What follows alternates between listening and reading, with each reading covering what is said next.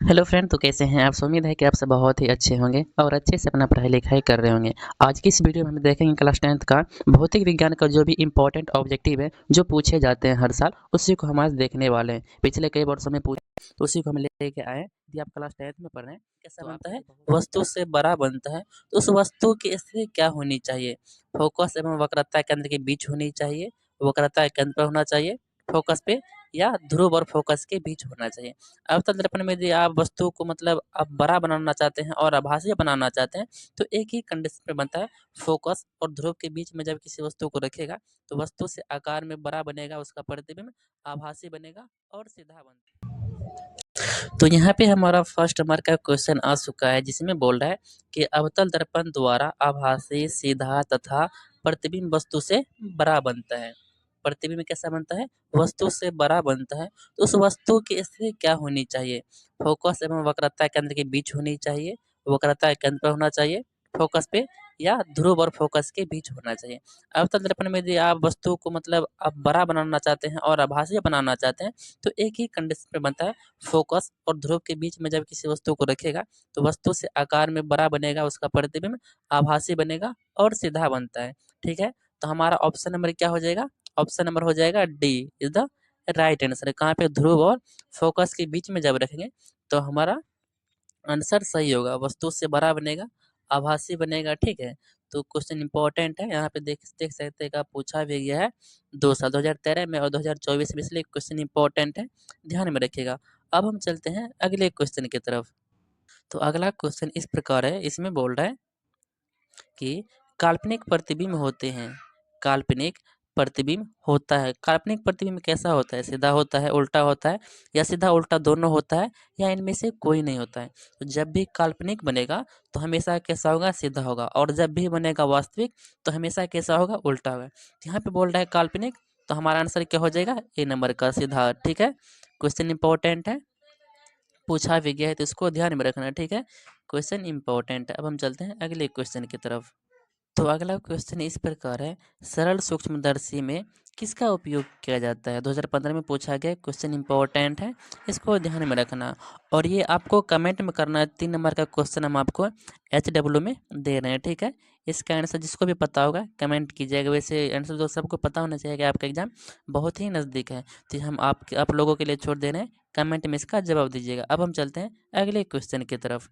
तो अगला क्वेश्चन यहाँ पे देख सकते हैं, अगला क्वेश्चन में बोल रहा है, हजामत हजामत के लिए किस दर्पण का उपयोग, हजामत मतलब होता है दाढ़ी बनाने, जैसे कि हम लोग सैलून में जाके दाढ़ी बनाते हैं तो उसमें किस दर्पण का प्रयोग किया जाता है।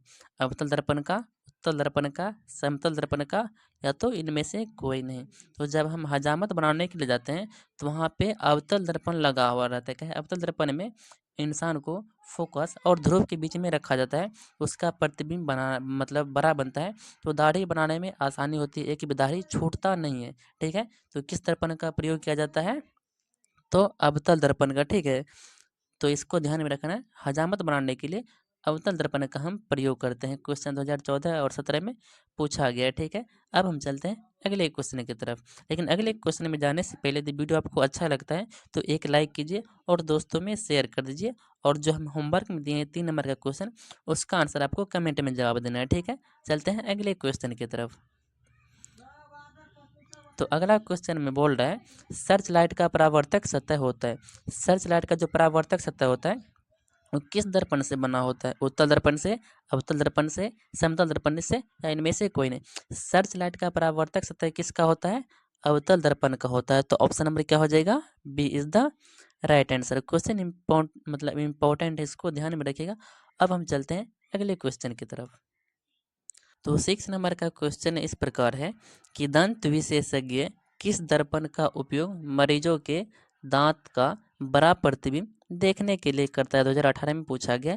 जब यदि आप चिकित्सक के पास जाएगा जो दांत का विशेषज्ञ होते हैं तो उसके पास एक दर्पण रहता है, अवतल दर्पण, जिससे कि दांत को देखता है, और दांत को जब देखता है उसको बड़े आकार में दिखाई पड़ता है, ताकि उसको साफ साफ दिखाई पड़ता है कि दांत में कहाँ पे क्या प्रॉब्लम है। ठीक है, तो किस दर्पण का प्रयोग करते हैं, तो अवतल दर्पण का। और अवतल दर्पण का प्रयोग क्यों करते हैं, क्योंकि उसमें प्रतिबिंब बड़ा बनता है। उत्तल में तो हर हमेशा क्या बनता है, प्रतिबिंब छोटा बनता है, तो इसलिए डॉक्टर किस दर्पण का प्रयोग करते हैं, तो अवतल दर्पण का। तो option number B is the right answer. Question important है, ध्यान में रखिएगा।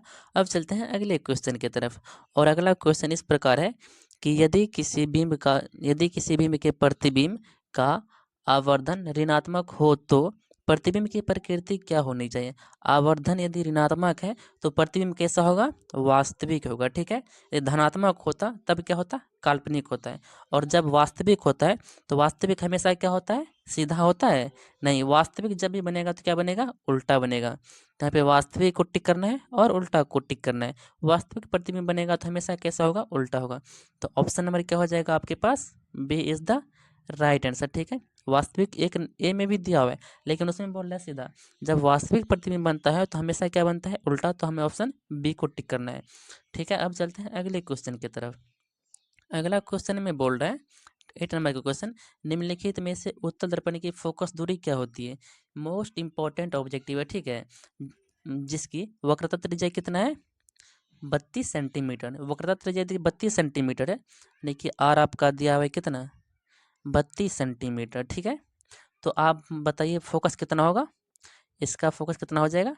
एफ बराबर होता है R/2, क्या होता है, R/2 होता है। तो इसको यदि कट करेंगे तो कितना होगा, 16। ठीक है, अब 16 यहाँ पे दिख रहा है लेकिन एक है प्लस में एक माइनस में। ठीक है, तो यहाँ पे डॉट मत कीजिएगा।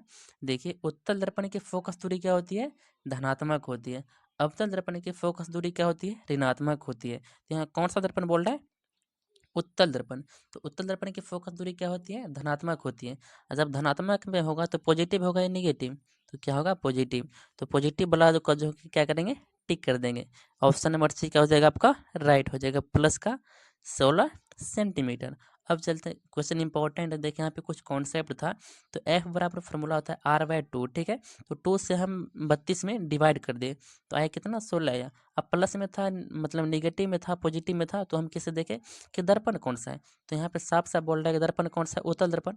और उत्तल दर्पण की फोकस दूरी क्या होती है, धनात्मक होती है। इसलिए हम धन चिन्ह के साथ आगे बढ़ गए। तो अब चलते हैं क्वेश्चन नंबर 9 की तरफ।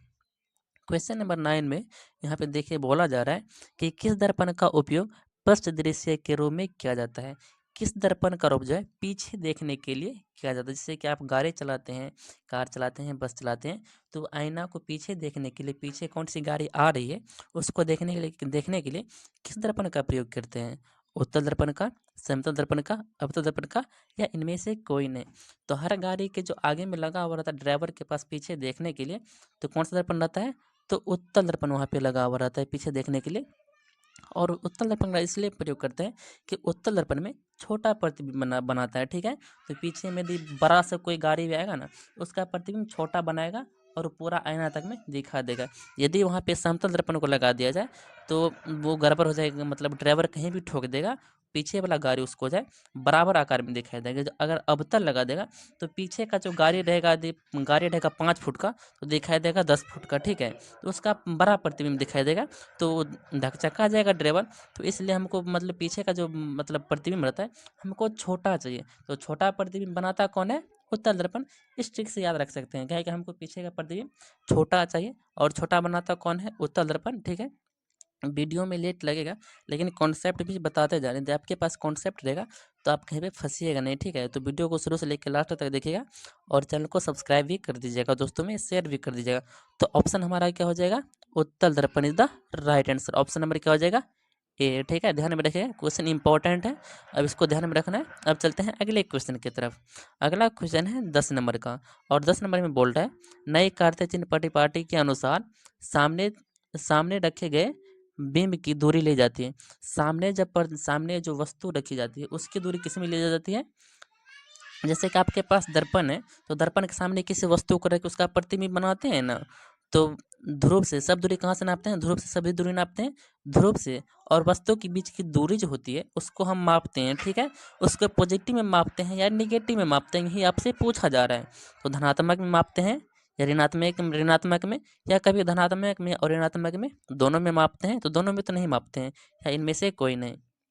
तो किस में मापते हैं, वस्तु दूरी को मानते हैं निगेटिव में। किस में मापते हैं, निगेटिव में, मतलब ऋणात्मक में। तो यहाँ पे option number C is the right answer. ठीक है, क्वेश्चन अच्छा है, ध्यान में रखना। 2019 में पूछा गया है। तो बस 10 ऑब्जेक्टिव हो गया वो जो भी इम्पोर्टेंट था। तो वीडियो को शुरू से लेकर लास्ट तक देखे होंगे, उम्मीद करते हैं। बाकी चैनल को सब्सक्राइब कर दीजिएगा और दोस्तों में शेयर कर दीजिएगा। देखिए बनाने में ना बहुत मेहनत लगता है, तो इसलिए चैनल को सब्सक्राइब कर दीजिएगा। जितना इस चैनल पे सब्सक्राइबर नहीं है उतना हम वीडियो अपलोड कर चुके हैं जो भी इम्पोर्टेंट है। तो शुरू से लेकर लास्ट तक देखिएगा और दोस्तों में शेयर कर दीजिएगा, ठीक है। तो अब हम अगले क्वेश्चन को लेके अगले क्वेश्चन में आपसे मिलेंगे, ठीक है। वीडियो देखने के लिए धन्यवाद।